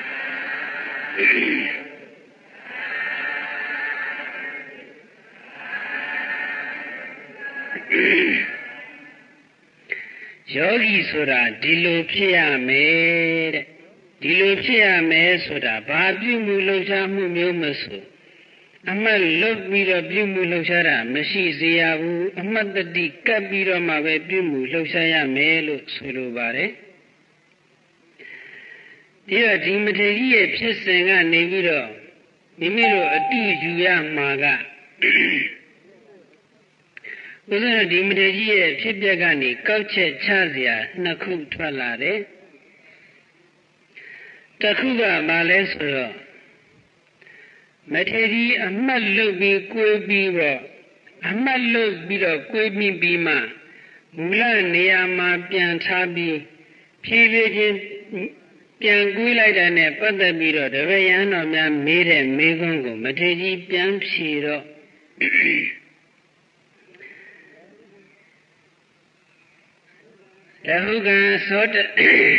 တဟုကံသောတလင်သမေဟထံလက်ကိုသမေစိတ်တဝါကွေးမိပြီးတော့မှပုဏ္ဏဓမ္မယထာထာနိထာမြေတိုင်းသောနေရာ၌ထပိတဝါပြန်ထား၍တဏိကံဖြည်းဖြည်းလေးသမေစိတ်သည်ကွေးလိုက်လေပြီအသောတလင်မြန်မြန်ကြီးကွေးလိုက်မိပြီးတော့မှမူလနေရာမှာပြန်ထားပြီးတော့မထေရကြီးကွေးလိုက်တဲ့နေရာမှာသာကဘယ်လိုပြထားလဲဆိုတော့တဏိကံသမေစေတိတဲ့ဖြည်းဖြည်းလေးကွေးလိုက်တယ်ဆိုတဲ့စကားရက်ကလေးပါတယ်ဒီစကားရက်ကိုထောက်ရှုခြင်းအပြင်ယောဂီပုဂ္ဂိုလ်များဟာအထွေထွေပြုမှုလှုပ်ရှားမှုများကိုပြုမှုလှုပ်ရှားကြတဲ့အခါမှာမူလပြုလုပ်နေကြခါတိုင်းပြုမှုနေကြနှုံတာအတိုင်းမြန်မြန်ထက်ထက်တော့လက်လက်ကြီးပြုမှုလှုပ်ရှားကြမယ်ဆိုရင်တတိကတ်ထားဖို့တတိမလွတ်အောင်ရှုမှတ်နိုင်ဖို့ခက်ခဲသွားပြီအထွေထွေပြုမှုလှုပ်ရှားမှုတိုင်းမှာတတိပါဖို့ဆိုရင်ပြုမှုလှုပ်ရှားမှုတွေကိုမူလနှုံတာတိုင်းမလုပ်ဘဲနဲ့ဖြည်းဖြည်းလုပ်ရမယ်ဆိုတဲ့အချက်ကိုမှတ်သားကြရမှာဖြစ်တယ်။ပြုမှုလှုပ်ရှားမှုတွေကိုမြန်မြန်ထက်တဲ့တော့လက်လက်ကြီးလုပ်နေလို့ရှိရင်အစုပ်ပန်ကြအောင်ပရမတ်ဆိုင်အောင်ရှုမှတ်ဖို့ခက်ခဲသွားတယ်။အာယုံကမထင်ရှားတော့ပဲဖြစ်နေတတိဆိုတာကအာယုံကိုထင်ရှားအောင်ပုံဖော်ပေးရတဲ့အလုပ်ကိုလုပ်ပါတယ်တတိကထင်ရှားအောင်ပုံဖော်ပေးလိုက်တဲ့အာယုံကိုမှတမာတိကစူးစိုင်းပြီးတော့ကတ်ထားတယ်တမာတိကကတ်ထားတဲ့အာယုံကိုမှပညာကအဲ့ဒီအာယုံရဲ့သဘောတဘာဝကိုသိအောင်စူးစမ်းစစ်ဆေးတဲ့အလုပ်လုပ်ရပါတယ်ဒီတော့တတိကနေပြီးတော့အာယုံကိုထင်ရှားအောင်ပုံဖော်ပေးနိုင်ဖို့အတွက်မိမိတို့ရဲ့ပြုမှုလှုပ်ရှားမှုတွေကိုဖြည်းဖြည်းပဲပြုလုပ်ကြရမယ်ဒီချက်ကိုဆွေးဆွေးမြဲမြဲမှတ်သားကြဖို့ပါဘာပြုမှုဘာလှုပ်ရှားမှုမျိုးမဆိုဖြည်းဖြည်းပဲပြုလုပ်ရတရားနာပိဋကများမနက်တိုင်းရွတ်နေကြတဲ့ယောဂီပုဂ္ဂိုလ်များလိုက်ရမယ်ဥပမာ၄ချက်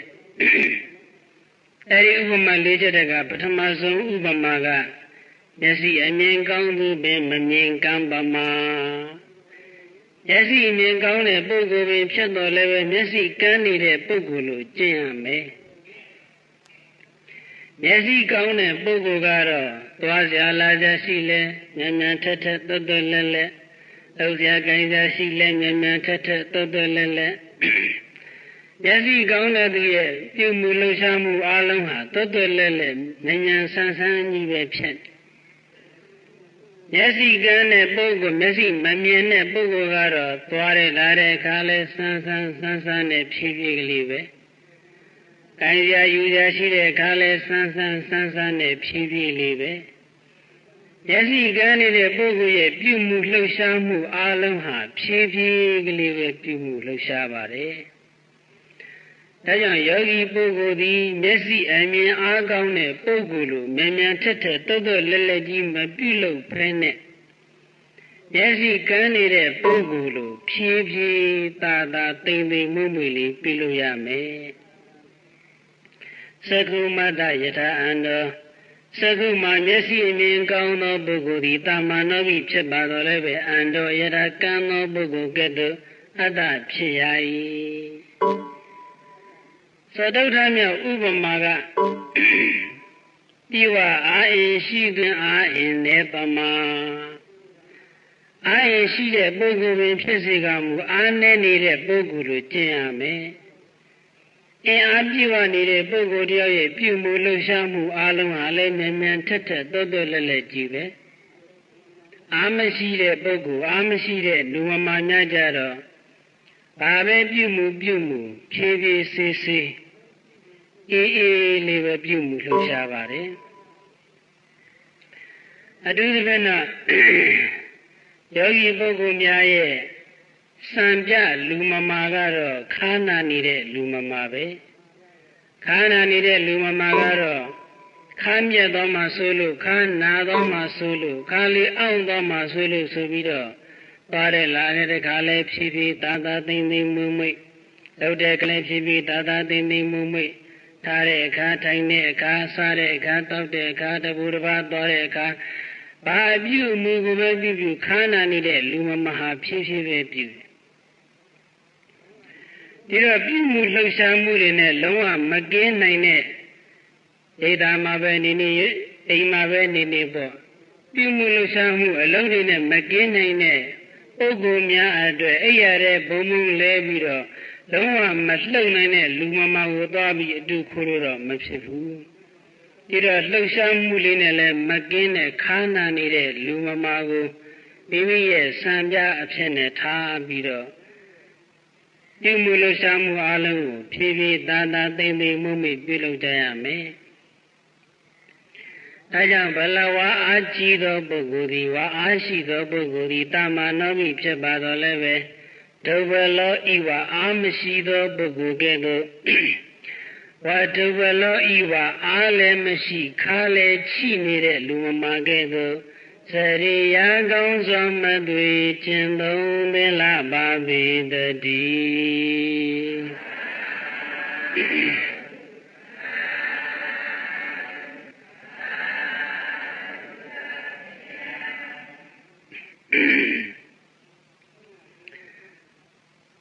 တခါတော့ကတိဟုကျွန်းအဘယမထေလို့ခေါ်တဲ့မထေတစ်ပါးညတရားဝဲတစ်ခုသွားဟောတယ်တရားဝဲတစ်ခုဟောတော့တရားဇာနီးချုပ်ဆက်မှရှိတဲ့လူတွေကလည်းမြောင်များစွာလာပြီးတော့တရားနာယူကြတယ်အရှင်မြတ်ကတရားဟောသိကောင်းတော့ပစ္စည်းလလပါမျိုးစုံနဲ့လည်းပဲပူဇော်တက္ကာရမှုပြုကြပရိသတ်များခြင်းပူဇော်တက္ကရာများခြင်းဆိုတဲ့အချက်နှစ်ချက်ကိုမနာလိုမရှိစိမ်ဖြစ်တဲ့ပရိသတ်ထဲကမထေကြီးတစ်ပါးကအဲ့ဒီအဘယမထေကိုအမျိုးမျိုးဆဲဆူကြိမ်မောင်းနေအဘယမထေဟာမြတ်စွာဘုရားတရားဟောမယ်ဆိုပြီးတော့ဘာတွေလျှောက်ပြောနေတာလဲသူစိတ်ထဲထင်တာတွေလျှောက်ပြောနေတာပဲမဟုတ်တမ်းတရားတွေလျှောက်ဟောနေတာပဲစသည်အဖြစ်အမျိုးမျိုးဆဲဆူကြိမ်မောင်းပြီးတော့နေတယ်တရားဝဲပြီးတော့လဲအဘယမထေပြန်ရတဲ့ခရီးလမ်းကအဲ့ဒီမိမိကိုဆဲဆူတဲ့မထေကြီးနဲ့တလန်းနဲ့ဖြစ်တလန်းနဲ့ဆိုတော့2 မိုင်လောက်ထိကိုအတူတူသွားရတဲ့လမ်း2 မိုင်လောက်ရောက်တော့မှလမ်းခွဲပြီးတော့သွားကြရအောင်အဲ့တော့တရားဝဲပြီးလို့ပြန်လာတဲ့အခါမှာလည်းပဲအဲ့ဒီမထေကြီးကအဘယမထေရဲ့ရှေ့နားကနေကပ်လိုက်ပြီးတော့အဘယမထေကိုအမျိုးမျိုးဆဲပြီးတော့သွား2 မိုင်လုံးဆဲသွားတာဆိုတော့စဉ်းစားကြည့်တော့နော်အဲ့ဒါ2 မိုင်လုံးအဘယမထေကြီးကိုအမျိုးမျိုးဆဲဆိုကြည်ရိုးပြီးတော့လျှောက်သွား 2 မိုင်လောက်လမ်းဆုံးနာလေးရောက်တော့ဘုရားမထေရကလက်ဦးလေးချီရှိခိုးပြီးတော့ရှင်ဘုရားအရှင်ဘုရားကြွမယ်ဒီလမ်းမှာဘုရားဆိုပြီးတော့ဆိုတဲ့မထေရကြီးသွားမယ်လမ်းကိုလည်းညွှန်ပြလိုက်တယ်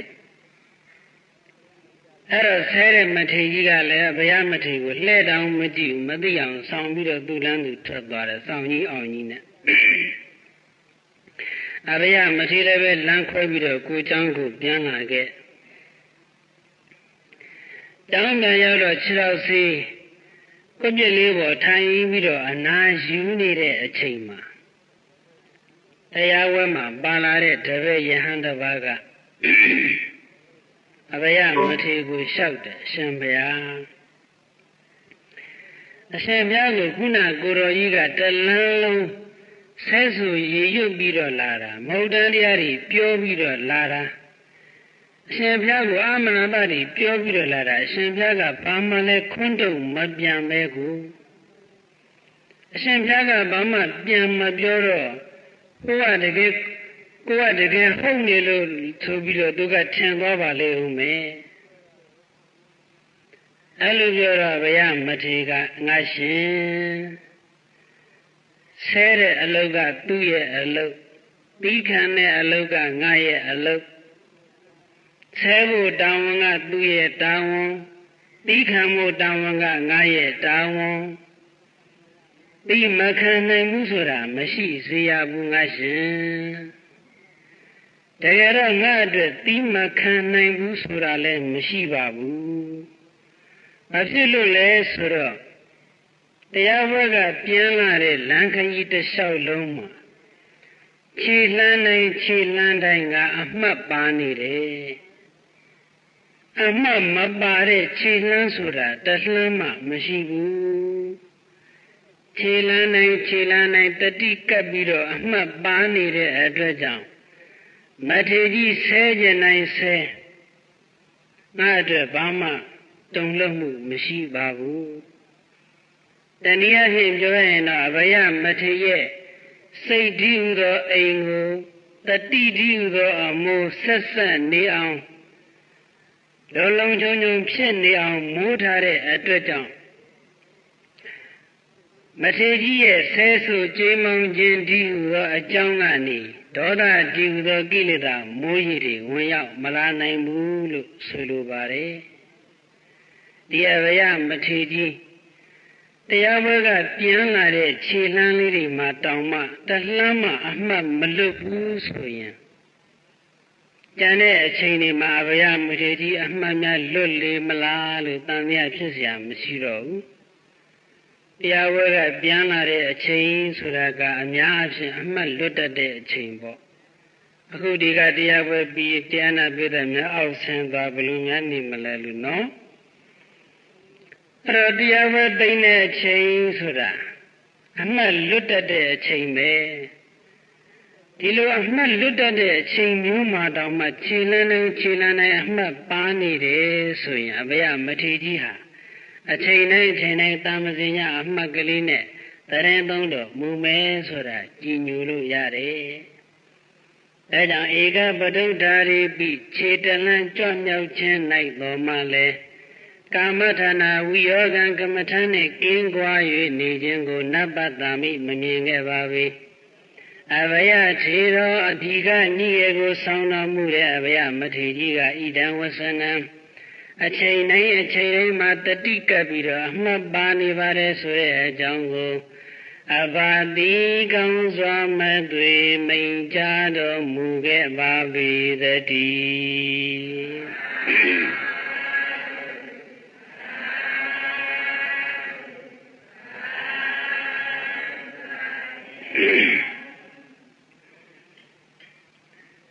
ဒါကြောင့်မိမိရဲ့စိတ်တည်းသောအိမ်ကို